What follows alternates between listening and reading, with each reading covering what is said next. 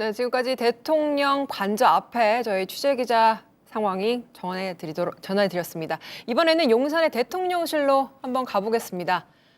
김태형 기자가 나가 있는데요. 네, 김 기자, 관저 앞에 대치가 조금 전에 좀 끝났습니다.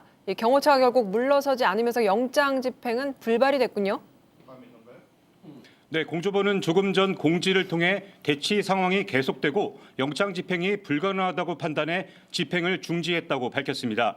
앞서 박종준 경호처장은 한남동 관저가 이 경호법상 경호구역이란 이유로 수색 요청에 응하지 않았습니다.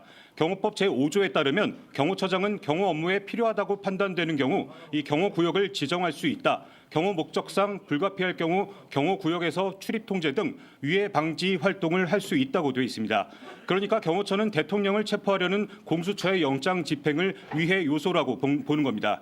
경호처 관계자는 이 군이 공수처와 대치하고 있다는 보도에 대해선 평소 근무하는 경호부대원들이 위병소 등에서 근무하고 있는 것일 뿐 공수처와 대치한 사실은 없다며 군이 공수처와 대치하고 있다는 말은 전혀 사실이 아니다. 그냥 경호처 직원이 대치하고 있는 것이라고 밝혔습니다.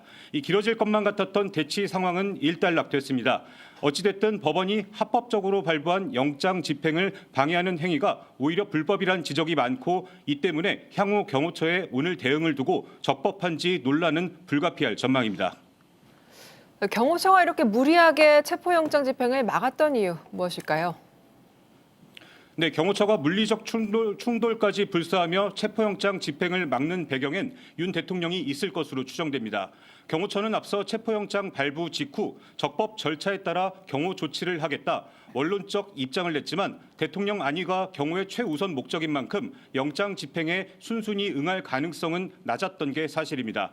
여기에 윤 대통령이 지시를 했다면 경호처로선 따를 수밖에 없었을 가능성이 있습니다. 하지만 대통령의 직무가 정지된 만큼 현재 경호처에 대한 지휘 감독 권한은 최상목 권한대행에게 있다는 게 중론입니다.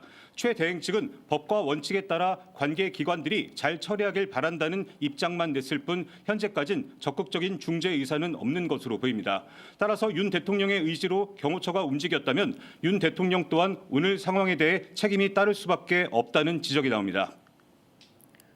네, 대통령실 입장 나온 게 있습니까? 네, 대통령실은 일단 체포영장 집행이 중단되면서 다소 안도하는 분위기입니다. 하지만 체포영장 시한이 아직 남은 만큼 공수처의 영장 집행은 다시 이루어질 거라 긴장은 늦추지 않는 분위기입니다.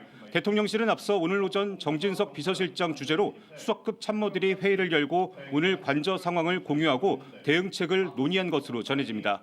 워낙 관저 상황이 실시간으로 급변하고 있다 보니 수시로 회의가 있을 것으로 예상이 되는데요. 내부적으로는 체포영장은 불법이며 응할 수 없고 윤 대통령의 자진 출석 또한 있을 수 없다며 강경한 분위기인 것으로 알려졌습니다. 그래서인지 대통령실은 공수처가 보내온 체포영장 집행 협조 공문에 대해 대통령 경호처를 지휘 감독할 권한이 없다고 회신한 것으로도 파악됐습니다. 지금까지 용산 대통령실에서 JTBC 김태영입니다.